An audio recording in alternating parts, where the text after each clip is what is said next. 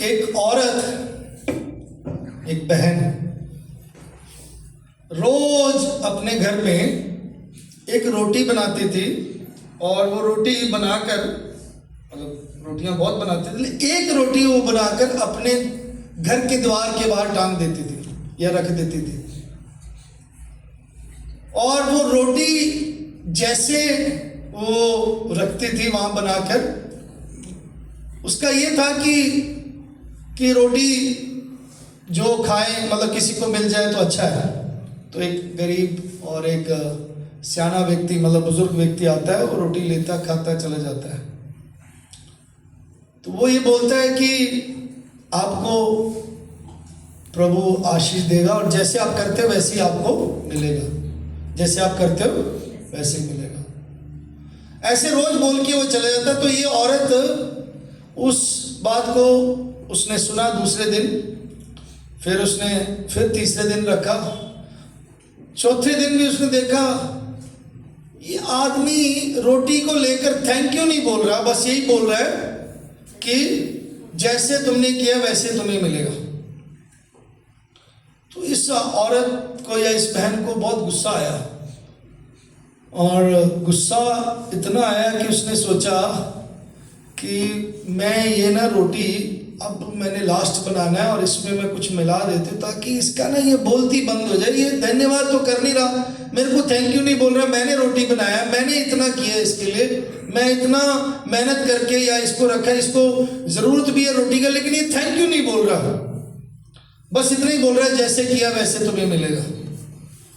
इसने जब उस रोटी में, जब मतलब तकरीबन 10 दिन के करीब या 5वें-6वें दिन की बात समझ लो, उसने ऐसा प्रयास किया तो उसको ये बना के वहां पे कुछ ऐसा जहरीली चीज उस रोटी में डाल दिया और बना के रख दिया।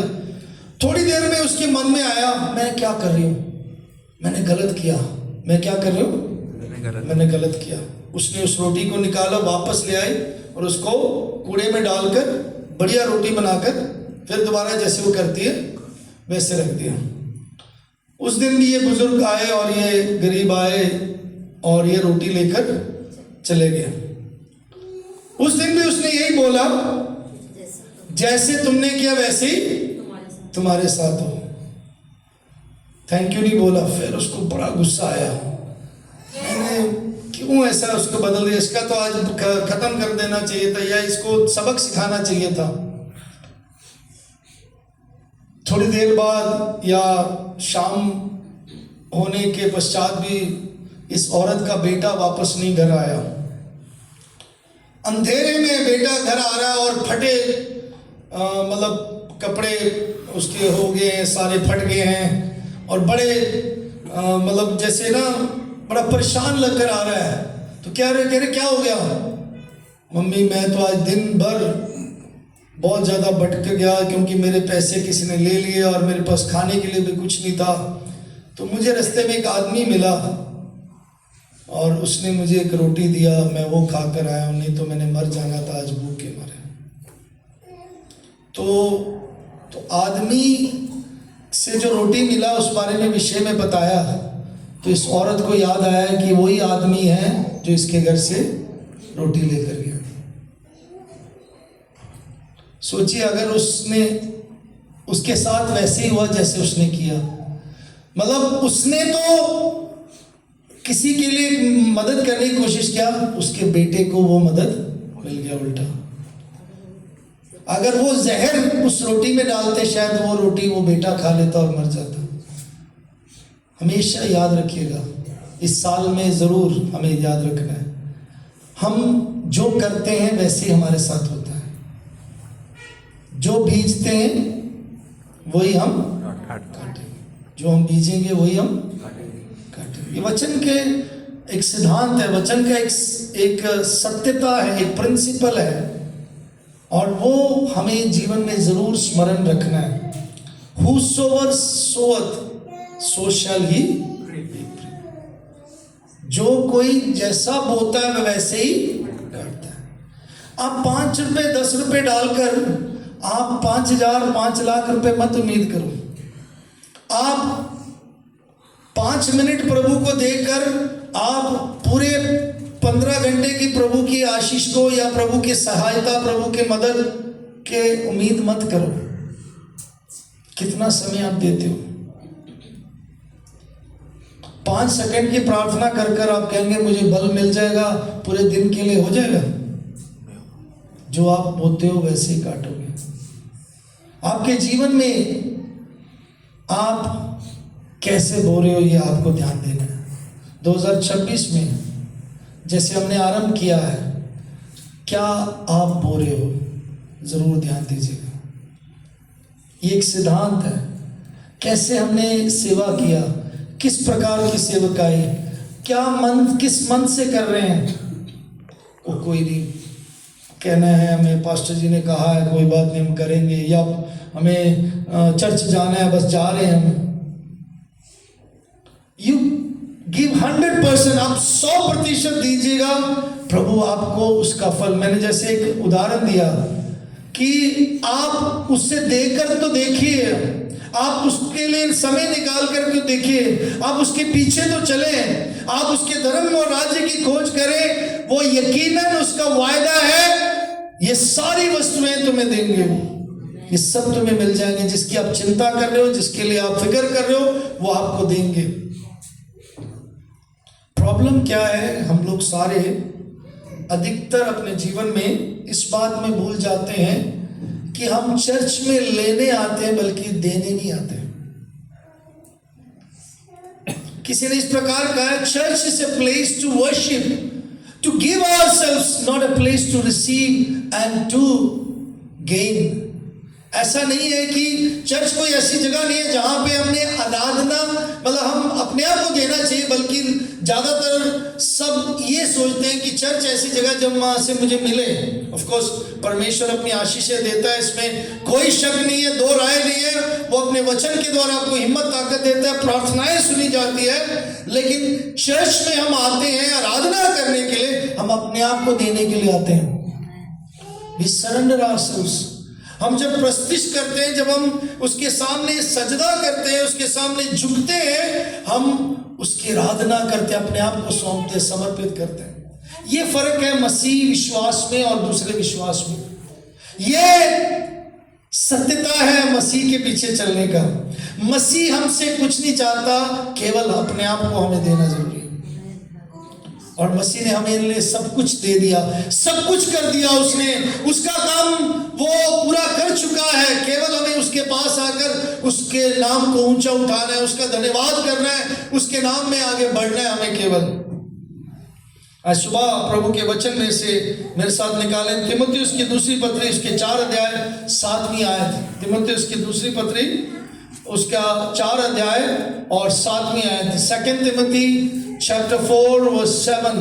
मैं आपके लिए पढ़ूंगा इस आयत को, बाकी आयतें जैसे बहन पढ़ती है पढ़ेंगे। 2 तिमोथियुस 4 अध्याय 7 आयत बड़े गौर से, बड़े अच्छे ढंग से आपने सुनना है और आपने ध्यान देना है। उस पर ऐसे लिखा है, मैं अच्छी कुश्ती लड़ चुका हूं, मैंने अपनी दौड़ पूरी कर ली है, मैंने विश्वास की रखवाली की है।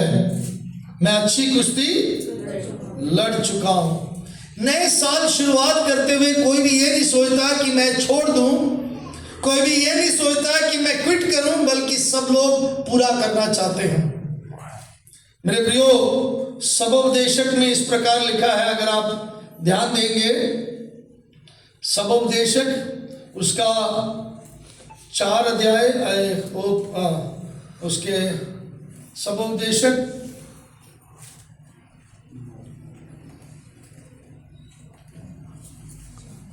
4 की 9 आयत है क्या? I'm not mistaken।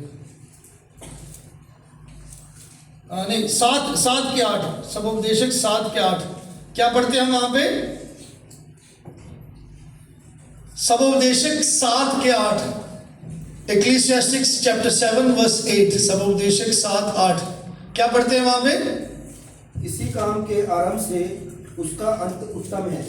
किसी काम के आरंभ से उसका अंत उत्तम है। एक सेवा शुरू करना, एक साल शुरू करना, लेकिन उसका अंत जरूरी है। उसके अंत में मेरे इन्वेंट्री में क्या क्या है? मेरे इन्वेंट्री में कल परसों में इन्वेंट्री शब्द मुझे इसलिए याद आया, कल परसों मैंने किसी से पूछा तो कहते मैं अपने इन्वेंट्री चेक करके बताता हूँ मेरे पास कितना सामान बचा हुआ है, क्या क्या मेरे पास बचा हुआ है। मैंने उनसे सिर्फ केक के बारे में पूछा, मैं इन्वेंट्री चेक करता हूँ मेरे इन्वेंट्री में ये केक है कि नहीं। हर कोई अपने हिसाब देखते हैं कि मेरे हिसाब के अनुसार मैंने अपना साल कैसे पूरा किया। ये साल के आखिर में नहीं सोचना चाहिए, 12वें महीने में नहीं सोचना चाहिए, या 10वें महीने से शुरू करना, ये नहीं, बल्कि आरंभ से शुरू करना बहुत जरूरी है। How do you finish your race? आप किस प्रकार अपने दौड़ को पूरा करते हैं? मेरे प्रियो, पौलुस प्रेरित जब इस वचन को बोल रहे हैं, वो एक कुश्ती की बात जरूर कर रहे हैं वहां पे, लेकिन दौड़ की बात भी कर रहे हैं। जब कोई कुश्ती में होते हैं, मुझे नहीं पता कितने लोग रेसलिंग करते हैं, कितने लोगों ने बॉक्सिंग देखा एटलीस्ट, बॉक्सर जो बॉक्सिंग मैच में जो होते हैं वो जीतता है जो अंत तक रिंग के अंदर वो खड़ा रहता है, गिरता नहीं है, अंत तक खड़ा रहता है। वो मुक्के मारता है दूसरा व्यक्ति, और वो मुक्के खाने के बावजूद भी या उससे बचाव करते हुए वो खड़ा रहता है, वो जीतता है। पौलुस प्रेरित बोलता है, मैं अच्छी कुश्ती लड़ चुका हूं, मैंने अपनी दौड़ पूरी कर ली है। एक अच्छी दौड़, मतलब दौड़ को पूरी करने वाले व्यक्ति को एक्सीडेंट अचानक नहीं कुछ हुआ, उसके लिए प्रयत्न करना है, उसके लिए प्रयास करना है। बहुत सारे लोग इसलिए हारते हैं क्योंकि हम ना साधारण ले लेते हैं, हम मसीह जीवन को वैसे ही ले लेते हैं, मामूली, ये आम बात है जी, कोई बात नहीं, ठीक है, जैसे चल रहा है ठीक है, संडे को चर्च जाना है, बस हालेलुया बोलना है, प्रेज द लॉर्ड बोलना है। It's not like that. ये ऐसा नहीं है मसीह जीवन। मसीह जीवन वाकई में गंभीरता से और बड़े एक्टिवली, बड़े जोश के साथ, बड़े ही सतर्क होकर, बड़े सावधानी से, बड़े ही संवेदनशील, बड़े ही अर्थपूर्वक जीने वाला एक जीवन है। That is a true Christian life. तभी हम दौड़ पूरी कर सकते हैं, तभी हम कंप्लीट कर सकते हैं मेरे प्रियो। और जब हम इस सच्चाई को देखते हैं, मुझे लगता है कि बहुत सारे लोग अपने आप को भोले होते नहीं हम लोग, लेकिन भोले बन जाते हैं हम जब युद्ध की और अपने कुश्ती की बात आती है। रोज जिंदगी में लोग हमें बेवकूफ बना जाते हैं, लोग हमें धोखा दे देते हैं, लोग हमें किसी प्रकार से इस्तेमाल कर लेते हैं, हम इस्तेमाल हो जाते हैं। कारण क्या है? हम भोले बन जाते हैं। हम अपने लक्ष्य को और इसलिए नहीं बढ़ते, हम इसलिए दौड़ को पूरी नहीं करते क्योंकि हम तरक्की के बारे में सोचते जरूर है कि मुझे तरक्की करना है, मुझे आगे बढ़ना है, मुझे उस मुकाम तक पहुंचना है, लेकिन हम लड़ नहीं रहे। अब मैं जो लड़ाई की बात कर रहा हूं, ये मल्ल युद्ध नहीं है, मांस और लहू के युद्ध की बात नहीं कर रहा हूं, लेकिन उन प्रधानों के विरुद्ध है जो अंधकार के हाकिम है, उसके विरुद्ध मुझे और आपको लड़ना है, मुझे और आपको उन बातों से लड़ना है। और मैं आज आपके सामने दो सच्चाइयों को बताना चाहता हूं, बहुत जरूरी, और इस आत्मिक युद्ध में है, आत्मिक लड़ाई में है। ये एक लड़ाई है, कोई कसरत नहीं है, ये एक लड़ाई है, कोई कसरत नहीं। आज भी बहुत सारे मसीह लोग कसरत करते रहते हैं, कसरत जिम में करने वो अलग बात, वैसी मसीह जीवन में भी कसरत है। अभी हम शुरुआत है, कोई बात नहीं, चलने दो, फिर क्या हुआ, ठीक है चलना, एटलीस्ट हम चर्च तो आ रहे हैं, एटलीस्ट मैं कर तो रही हूं, मैं कर रहा हूं, मैं देख तो रहा हूं। बहुत सारे लोगों को जब मुसीबत में आते हैं पूछते हैं, प्रार्थना करते हैं, हाँ पास्टर जी प्रार्थना करते हैं, हम वचन पढ़ते हैं, जी वचन पढ़ते हैं। मसीह में आने के बावजूद भी जब हमारे जीवन में मुश्किलात तकलीफ आते, तब भी जैसे आज भजनकार के जीवन में इसे हमने देखा, हम वो जो हमें गंभीरता से उसके साथ चलने की बात है, हम वो दुष्टता के रास्ते से, हम जो कपटी जीवन है उसको छोड़कर हमें सिधाई से चलना जरूरी है। हम वो नहीं करते, तब हमारे जीवन में मुश्किलात आते हैं। याद रखिएगा, दो बातें बहुत जरूरी है इस संसार में। पहली बात, जो हम कहोता पुस्तक भी पढ़ते हैं या नीति वचन में हम पढ़ते हैं, जो प्रभु पसंद नहीं करता, जो आज सुबह भी हमने मनन किया, मतलब बात उसमें आया, वो है घमंड। क्या है? घमंड। हमारे घमंड हमें फुला देता है और चढ़ी हुई आंखों को प्रभु नहीं पसंद करता। घमंडी लोगों से प्रभु घृणा करता है।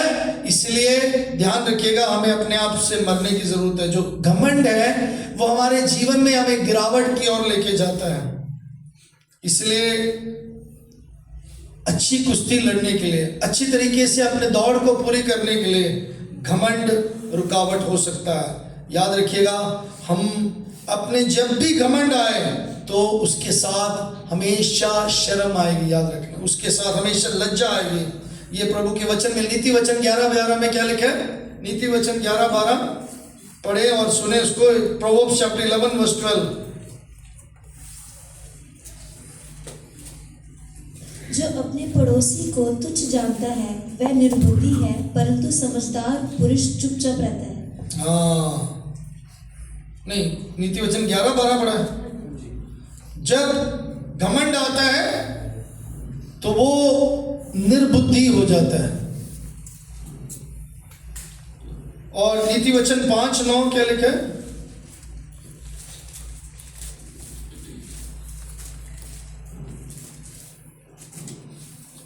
कहीं ऐसा न हो कि तू अपना यश औरों के हाथ और अपना जीवन क्रूर जन के वश में कर दे।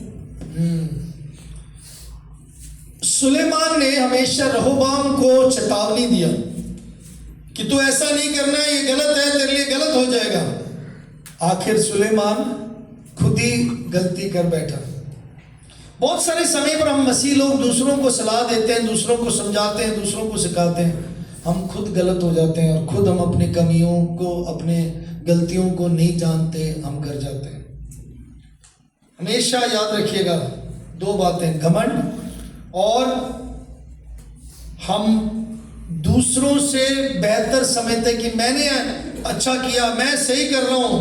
याद रखिएगा, तभी हमें जीत मिलेगा जब हम वाकई में परमेश्वर के अनुग्रह में हम अपने उस असलियत को, अपने उस हालात को हम समझेंगे। किसी ने इस प्रकार कहा है, सबसे बड़ा जो विरोधी है एक व्यक्ति का, या सबसे बड़ा उसको जो गिरा सकता है, वो कौन है पता है? हम अपने आप में। हमारे अपने आप में ही हम, अगर अपने आप में हम जीत लें तो हम जीत सकते हैं। लेकिन हमें हराने के लिए अपना सेल्फ, अपना सेल्फिशनेस, अपना शरीर, अपना देह, हमारे जो मांस है, जो हमारा शरीर है, शारीरिकपन है, वो ही हमें हराता है हमेशा। इसलिए हमें अगर जीतना है तो अपने ऊपर जीतना जरूरी है। इस साल में जरूर ध्यान रखिएगा। मैं आपके सम्मुख कुछ ऐसे जो समर्पण है आपके सम्मुख रखना चाहता हूँ। I want to bring before you some commitments, और ये just take it like few commitments which we need to make this year, few commitments which with the word of God expects। जो कुछ समर्पण है जो हमें जरूरी है वापस इस युग, इस जंग को जीतते हुए हमें करना जरूरी है।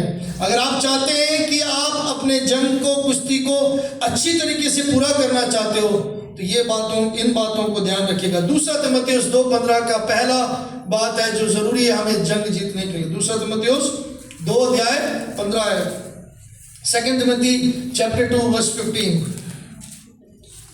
क्या लिखा है वहां पे? दूसरा तीमुथियुस 2:15 पढ़िएगा जल्दी। अपने आप को परमेश्वर का ग्रहण योग्य और ऐसा काम करने वाला ठहराने का प्रयत्न करो जो लज्जित होने ना पाए और जो सत्य के वचन को ठीक रीति से काम में लाता हो। आमीन। जो सत्य के वचन को ठीक रीति से काम में लाता हो। हमेशा याद रखिएगा, हमेशा स्मरण रखिएगा, अगर हमने जीतना है तो हमें प्रभु के वचन में समय बिताना है, प्रभु के वचन में समय बिताना है। जैसे भाई अजय बता रहे थे, एक्सीडेंट की वेट मत करो कि एक्सीडेंट हो जाए तब आप सीखोगे कि मुझे समय ज्यादा बिताना है। बट परमेश्वर के वचन में लिखा है, दाऊद भजनकार बोलता है, तेरा वचन मेरे पांव के लिए दीपक और मेरे मार्ग के लिए उजाला है। परमेश्वर तेरे वचन को मैंने अपने हृदय में रख छोड़ा ताकि तेरे विरुद्ध पाप ना करूं। वचन दो-धारी तलवार है। हमारे परमेश्वर का जो वचन है, परमेश्वर आप है। आदि में वचन था, वचन परमेश्वर के साथ था और वचन परमेश्वर था। ये वचन देहधारी होकर हमारे बीच में डेरा किया। ये वचन सामर्थी है। परमेश्वर ने अपने वचन को हमेशा अहमियत दिया, उसको पूरा करने के लिए पूरा पूरा पूरा परमेश्वर ने उसके सपोर्ट किया, उसका मतलब पूरा उसको दावा दिया कि हाँ मैं अपने वचन का पक्का हूं। हम इंसान वचन देकर भूल जाएंगे, हमारे अपने वचन देकर भूल जाते हैं, हमारे अपने वचन निभाते नहीं है, लेकिन परमेश्वर वचन पूरा करता है। इस साल अगर कुश्ती को पूरा करना अपनी दौड़ को पूरा करना चाहते हो, कुश्ती लड़कर जीतना चाहते हो, तो मेरे प्रियो जरूरी है आप ज्यादा से ज्यादा समय वचन में बिताएं। वचन का ज्ञान होना जरूरी नहीं है कि किसी ने बोला मैंने सुन लिया वही काफी। वचन में समय बिताएं आप। कोई जादुई बात नहीं। कई लोग मेरे से बोलते हमें हमारा ये नहीं हो रहा, हमारा वो नहीं करे, आप कुछ करें, आप कुछ करें। एक्चुअली प्रॉब्लम क्या है, ज़्यादा नहीं, ये कुछ सालों से हुआ, कुछ सालों से। मतलब आप देखेंगे 21वीं सदी के शुरुआत में 2010 के बाद ये थोड़ा सा शुरू हुआ, या 2015 से थोड़ा ये बातें शुरू हुई है जो आज चल रहा है, जो जादुई बातें। कारण क्या है, बहुत सारे गैर मसीही बातें मसीहत में आ गया और उसको कुछ लोगों ने अपनाने की वजह से आज दूसरे लोग समझते हैं कि मसीहत भी जादू है। नो, मसीह विश्वास आरंभ से प्रभु के पीछे चलने से, उसके वचन का कार्य पूरा होने से वह चमत्कार जरूर है लेकिन जादू नहीं है। अद्भुत कार्य होता है, आश्चर्य कर्म होता है। प्रभु अनहोनी बात को होनी करता है। प्रभु अद्भुत कार्य पूरा करता है, अद्भुत कार्य करने वाला है, आश्चर्यजनक कार्य करने वाला है, लेकिन वो जादूगर नहीं है। जादूगर क्या करता है पता है आपको? जो करता है आपको पता है? सर्कस में देखा है ना, क्या करता है पता है आपको? चीज गायब कर देता है, कबूतर निकालता सीखा है वही कर सकता हूँ। आप जादू करते रहे हमको, मुझे उल्टा ना ले, मैं जादूगर नहीं हूँ, लेकिन हम जादूगर का एग्जाम्पल बता के हम कुछ सिखाते थे। एक सुसमाचार सुनाने के लिए कुछ एक ट्रिक्स उसको बोलते हैं, ट्रिक्स समझते हो? तरकीब है ना। अच्छा, जादूगर का आप सब समझना, ये याद रखना सब, आप दूसरों को सिखाना भी बच्चों को। जादूगर वो होता है जो वो कहता है वो करता नहीं, और जो वो करता है वो कहता नहीं। हाँ। समझ रहे हो? जादूगर वो है जो वो कहता है वो करता नहीं, जो वो करता है वो कहता नहीं। क्योंकि उसके हाथ में ऐसी कला होती है, और जो वो कहता है कि ये देखो ये चीज है, वो आपके आंखों के सामने ऐसा करके कर देता है। ये जादूगर की बात है। लेकिन हमारा परमेश्वर, हमारे मसीह विश्वास में मसीह पासवान लोग, मसीह सेवक लोग, कोई भी जादूगर नहीं है। किसी के पास जादू का ऐसा कोई तरकीब नहीं, क्योंकि हम जो बोलते हैं वही करते हैं। अगर हमने मसीह के बारे में बोला, मसीह कर सकता है, तो तभी बोलते हैं। हम ये नहीं बोलते कि ये चीज ऐसा हो जाएगा, ऐसा नहीं तो वैसा हो जाएगा। भैया, परमेश्वर अपने बड़े अनुग्रह के द्वारा, परमेश्वर के कार्यों को अगर आप वचन में पढ़ेंगे, वचन देखोगे, इस वचन के पढ़ने के कमी की वजह से, ज्ञान की कमी की वजह से लोग बहकाए जाते हैं, भटक जाते हैं। सो इसलिए ज्यादा से ज्यादा समय मुझे पिछले साल से प्रभु के वचन में बिताना है। प्रभु का वचन बहुत प्रभावशाली है। मैं आपको बताना चाहता हूँ, ये प्रभु के वचन के बारे में एक दो तीन बातें ज़रूर बताना चाहता हूँ। ये बहुत ज़रूरी है समझना, और बहुत ज़रूरी है इसको मतलब अपनाना। प्रभु का वचन क्या है? प्रभु का वचन जल्दी नोट करना। प्रभु का वचन पत्रस में लिखा है, दूसरा पत्रस 1:19 में ऐसा लिखा है, 1:19, दूसरा पत्रस 1:19 क्या लिखा है वहां पे? और उसके 16 और 18 आयत भी पढ़ेंगे, 19 या हमारे पास जो भविष्यवक्ता का वचन है वह इस घटना से दृढ़ ठहरा। तुम ये अच्छा करते हो जो ये समझकर उस पर ध्यान करते हो कि वह एक दिया है जो अंधियारे स्थान में उस समय तक प्रकाश देता रहता है जब तक कि पो ना फटे और भोर का तारा तुम्हारे हृदय में ना चमक उठे। आमीन। वचन के बारे में लिखा है, अगर आप उसकी 18 आयत को देखेंगे क्या लिखा है वहां पे? तब हम उसके साथ पवित्र पहाड़ पर थे और स्वर्ग से यही वाणी आती सुनी। ओके, परमेश्वर का वचन जो है वो पक्का इनफैलिबल है। इनफैलिबल का हिंदी शब्द है, उसमें कोई भी उसके बराबरी नहीं कर सकता। नो मतलब उसमें कोई कमी नहीं है, उसमें कोई भी कमी नहीं है, ठीक है? उसमें कोई भी इनफैलिबल वर्ड इस, इसमें कोई भी उसका कोई बराबर, उसमें कोई कमी नहीं है, ये हो सकता है। दैट्स द है, हाँ, उसमें कोई मिलावट नहीं है, उसमें कोई गलती नहीं है, उसमें कोई भी गलती नहीं है। लेकिन आज हम लोगों के शब्द को देते हैं, उसमें गलतियां हैं, लोगों के वचन को सुनते हैं, उसमें गलतियां, लेकिन पवित्र शास्त्र प्रभु के वचन में कोई गलती नहीं है। दूसरी बात, परमेश्वर का वचन वर्ड ऑफ गॉड इज इनकम्पैरेबल, मतलब वो किसी के साथ तुल्य नहीं कर सकते उस वचन को। प्रभु के वचन की तुल्यता किसी और के साथ नहीं कर सकते, किसी पुस्तक का किसी व्यक्ति के साथ उसके तुलना नहीं कर सकते। इसलिए बहुत सारे लोग, कई सेवक लोग किसी भक्ति के पुस्तक में से कोट करते हैं, तो हम कहते हैं जरूरत नहीं है, ये सबसे सर्वोत्तम है। किसी ने ऐसा रखा, बाइबल को उन्होंने ऊपर रख दिया, मैंने पहले भी बताया, मतलब यहाँ रख दिया, फिर उसके ऊपर उन्होंने दूसरे धर्म की पुस्तक रखी, उसके बाद तीसरे धर्म की पुस्तक रख दिया, फिर चौथे धर्म की पुस्तक रख दिया, बोला देखो बाइबल सबसे नीचे है। तो जो मसीह विश्वासी और जो सेवक है उसने बोला बाइबल सबका बुनियाद है, चाहे आपने नीचे रखा है, बुनियाद बाइबल है। वो कहते यार बाइबल को फिर उन्होंने बीच में रख दिया, बाकी ग्रंथ को ऊपर नीचे कर दिया, बाकी ग्रंथ को ऊपर नीचे, बाइबल को बीच में रख दिया। कहते देखो आप तो बुनियाद नहीं है। वो कहते जी, वो पास्टर ने जवाब दिया बाइबल तो सबका केंद्र है, बीच में है, तो इसका मतलब बाइबल सबका केंद्र है। कहते छोड़ो, केंद्र को भी छोड़ो, ऊपर ही रख देते हैं। कहते आप केंद्र भी नहीं, आप बुनियाद भी नहीं, आप कहाँ है? कहते देखा बाइबल सबसे ऊंचा है। तो इसलिए इसका कोई कंपैरिजन नहीं है, इसके तुल्य कोई भी नहीं कर सकते। बाइबल का शब्द का अर्थ पता है आपको?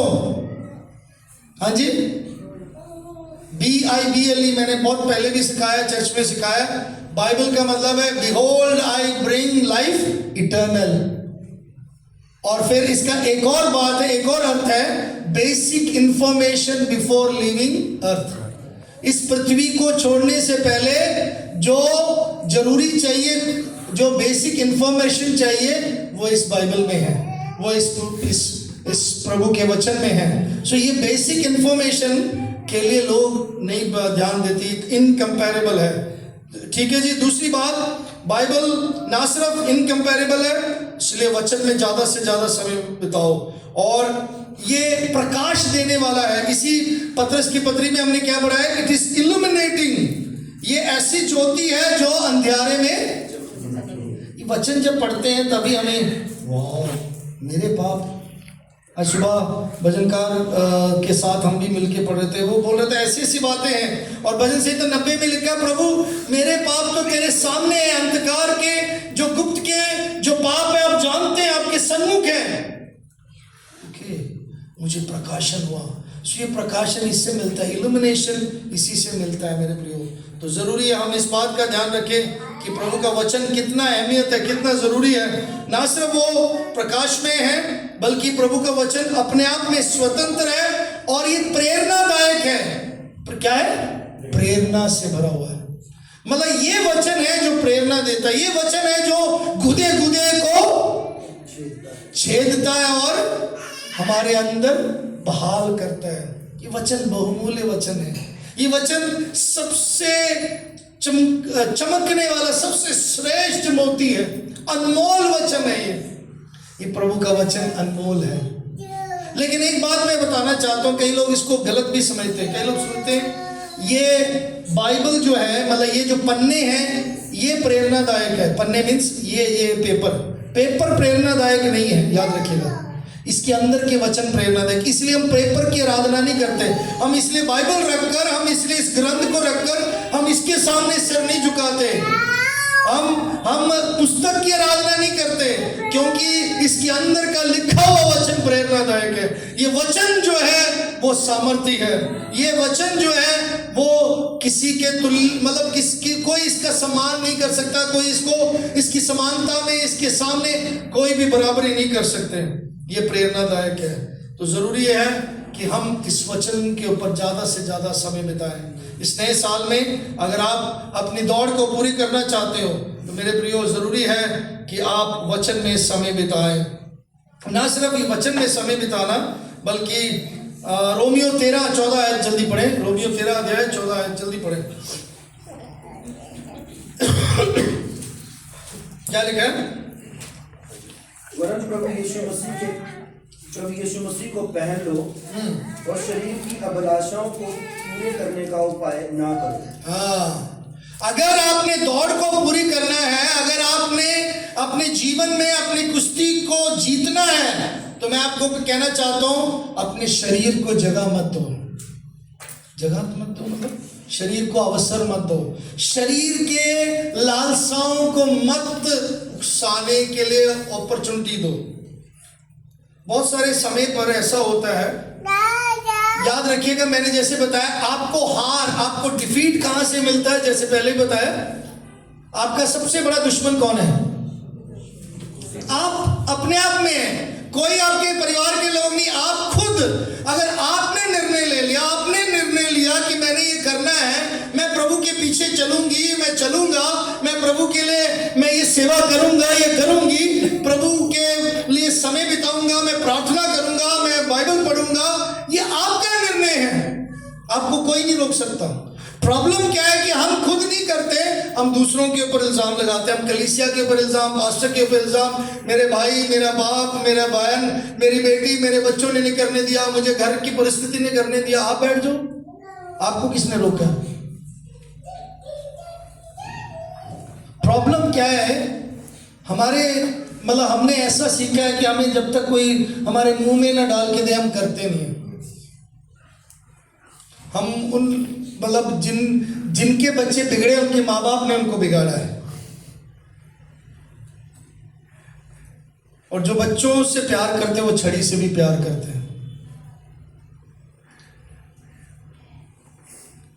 परमेश्वर हमारे जीवन में चाहता है कि हम, याद रखिएगा, हम वो जगह, वो मीडिया, वो लोग, वो गीत, वो चीजें, वो फिल्म, वो फोटो, वो जगह, वो सोच आने में जो हमें उसमें उकसाते हैं, वो जो हमें, जिसके लिए हमें भावनाएं ऐसी आती हैं, उससे परे रहें, उससे दूर रहें। इसलिए प्रभु के वचन में नए नियम में लिखा है,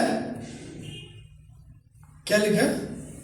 तुम्हारा अगर एक अंग तुम्हें ठोकर खिलाए, बेहतर है इसकी उसको काट डाले, टुंडा होकर स्वर्ग के परमेश्वर। मतलब वो हिस्सा रहने दो, छोड़ दो।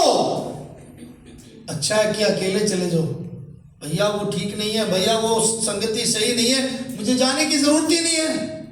आप खुद ही उस संगति में जा रहे हो, खुद ही वैसी बातें कर रहे हो, खुद ही हालात में जा रहे हो, खुद ही वहां पे फंस रहे हो, फिर आप प्रभु को क्यों तो इल्जाम लगा रहे हो? बहुत सारे समय पर हम अपने शरीर के लिए जगह बना देते हैं। और हम, याकूब की पत्री में क्या लिखा है? तुम अपने लालसाओं में पढ़कर, अभिलाषा में पढ़कर पाप करते हो। फिर तुम कैसे कहते हो कि पाप प्रभु ने करवाया? नहीं, प्रभु कभी पाप नहीं करवाता। प्रभु बल्कि पाप से निकलने के लिए निकास देता है। अगर इस साल में आप अपनी किस्ती को आप लड़कर जीते हुए होना चाहते हो, आप अपनी दौड़ को पूरा करना चाहते हो, make no provision for the flesh. पहली बात, प्रभु के साथ संगति में समय बिताओ। दूसरी बात, शरीर के लिए कोई भी अवसर ना छोड़ो कि मुझे बड़ा नींद आता है, बहुत ज़्यादा नींद आती है, उठ जाओ, सुबह सुबह उठ जाओ। रात को मुझे देर रात तक मुझे बैठना पसंद है, मोबाइल के साथ चैटिंग करो, वो कहाँ स्नैपचैट लो, ये वटरम चटरम जितना भी जो भी क्या करते हैं, क्या क्या है, इंस्टाग्राम, ये देखो, ये सब बंद करो। You spend time in the word, वचन में समय बिताओ। मेरे पास कमिटमेंट्स बहुत से आ रहे हैं करने के लिए, मतलब पूरा करने, इसको कंप्लीट करने के लिए। सो मैं चाहता हूं कि हम इस पर ध्यान दें। हम इस साल में अगर अपनी दौड़ को पूरी करना है, अपनी कुश्ती अच्छी तरह मतलब फिनिश करना है, अच्छा रेस, याद रखिएगा प्रभु के वचन में समय बिताओ, वो आपको बल देगा। दूसरा, अपने लिए शरीर के लिए कोई अवसर ना दो।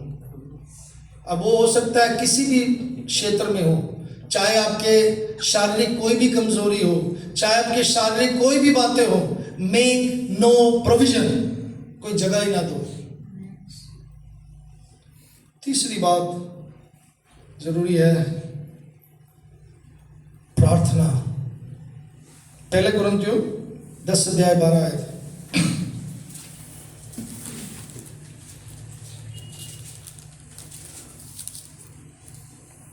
क्या लिखा है वहां पे? इसलिए जो समझता है मैं स्थिर हूँ, वह चौकस रहे कि कहीं गिर ना पड़े। चौकसी करना बहुत जरूरी है। और उसके साथ पढ़े याकूब की पत्री 4 6 और 7 आए।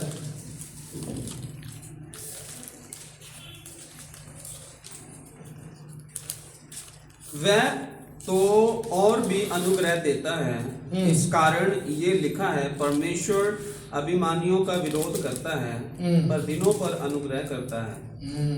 इसलिए परमेश्वर के अधीन हो जाओ और शैतान का सामना करो, तो वह तुम्हारे पास से भाग निकलेगा। आमीन। कैसे निकलेगा शैतान? परमेश्वर के अधीन हो जाने से। मेरे ठुड्डे मारने से, मेरा निकल जा कहने से नहीं निकलता। कैसे निकलता है वो?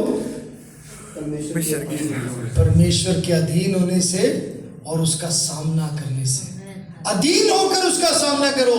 Submit yourself unto the Lord with humble spirit, pray that God thou may grant me the humbleness to stand before the wiles of devil। शैतान के, शत्रु के जितने षड्यंत्र है, उसके जितने चाल है, उसके विरुद्ध में खड़े रहूं। प्रभु मुझे वो ताकत दे, मुझे वो नम्रता दे।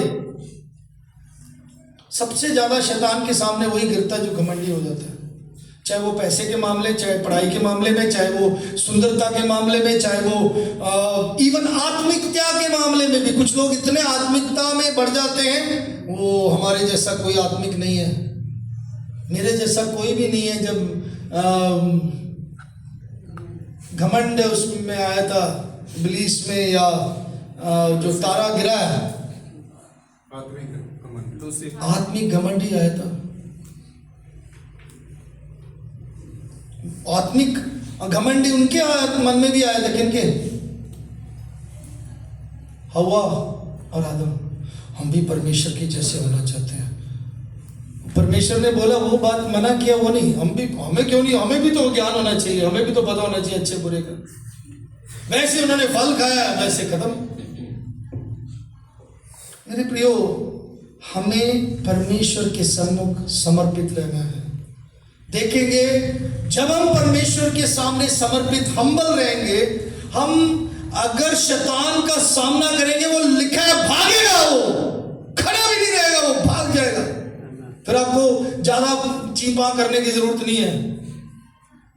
हम लोग ज्यादा शोर मचाते हैं, लेकिन हम नम्रता कम दिखाते हैं।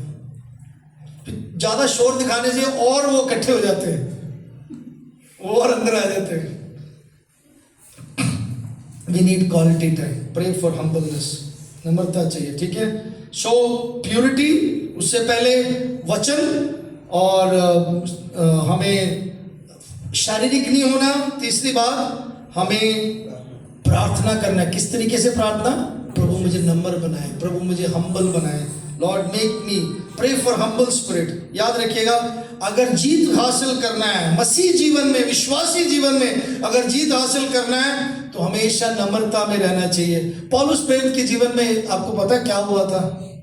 इतना खतरनाक व्यक्ति था, वो जाता था, उसने स्तिफनस को अगर मरवाया या उसके उसके उसके मरने में उसका भी हाथ था, तो वो क्या अपने आप को बचा नहीं सकता था?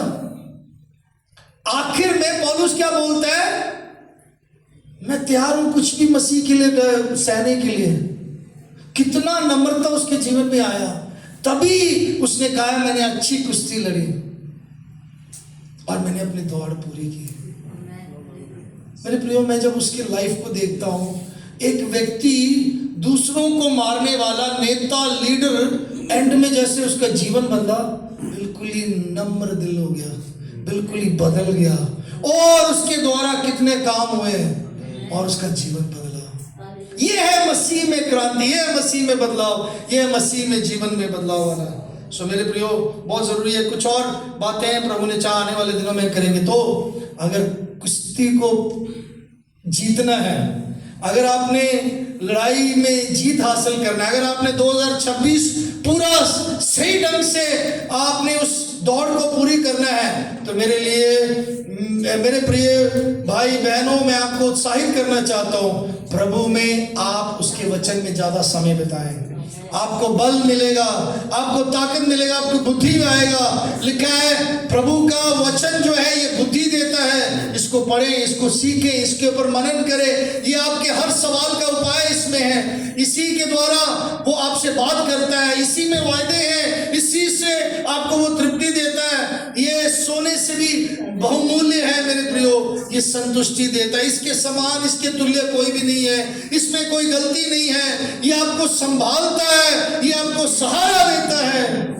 इस वचन के ऊपर ज्यादा समय बिताएं। जब आप इसके ऊपर समय बिताएंगे, आपको एक और कार्य करना है, अपने शरीर के लिए ज्यादा अब कोई भी अवसर पाप में ना दें, बल्कि आपकी सोच, आपके हर काम में आप क्या है, पवित्रता में बिताएं। Be holy in your thoughtful life, be pure in your thoughtful life, in your actions be pure. अपने कार्य में, अपने काम में हमेशा पवित्र रहिएगा।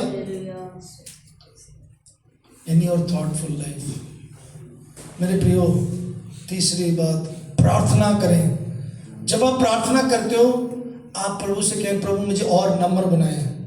चाहे आप 2 घंटे करें, चाहे आप 10 घंटे करें, चाहे आप 40 दिन करें, चाहे आप 80 दिन भी करें, लेकिन याद रखिए जब तक आप नम्र नहीं होते, प्रार्थना में दीन नहीं होते, और आपके प्रार्थना का कोई फल नहीं है। लेकिन आप जब प्रार्थना में दीन होते हो तो शत्रु का, शैतान का सामना करता है, वो भागता है, वो भागता है, अपने आप भागेगा, आपको भगाने की जरूरत नहीं। लेकिन आप प्रभु में बलवंत हो जाओ, submit yourself unto the Lord. और हमने देखा जो मुख्य बात, लास्ट और अद्भुत बात जो देखा था, ना सिर्फ प्रार्थना बल्कि हमारे जीवन में हम जब प्रभु के साथ बने रहते हैं, हम प्रभु में बल पाते हैं। तो हमारा जो समर्पण है उसमें घमंड नहीं होना चाहिए, हम प्रभु के साथ हमेशा आगे बढ़ते रहना चाहिए। प्रभु हमारी सहायता करें, प्रभु हमारी मदद करें कि हम 2026 बड़े ही सफलतापूर्वक, बड़े ही तरक्की के साथ हम आगे बढ़ते रहें। और प्रभु हमारे जीवन में अपने कार्य को करेगा, क्योंकि वह योग्य है हमें बचाने के लिए, वह योग्य है हर वायदे को पूरा करने के लिए, वह योग्य है अनुग्रह को पूरा करने के लिए। हमारे मांगने और हमारे सोचने विचारने से अधिक बढ़कर हमारे लिए करने में सक्षम और पर्याप्त परमेश्वर है। वो सब बातों को हमारे अधीन करने के लिए वो परमेश्वर है। वो हमें गिरने से बचाने वाला परमेश्वर है। वह हमें दुनिया के अंत तक वो हमें संभाले रहेगा और हमें बचाएगा। He will save us to the uttermost, बिल्कुल अंत तक भी हमें बचाए रखता है। मेरे प्रियो, वो परमेश्वर की हम आराधना कर रहे हैं, उस परमेश्वर के पीछे हम चल रहे हैं। प्रभु हमारी सहायता करें, प्रभु हमारे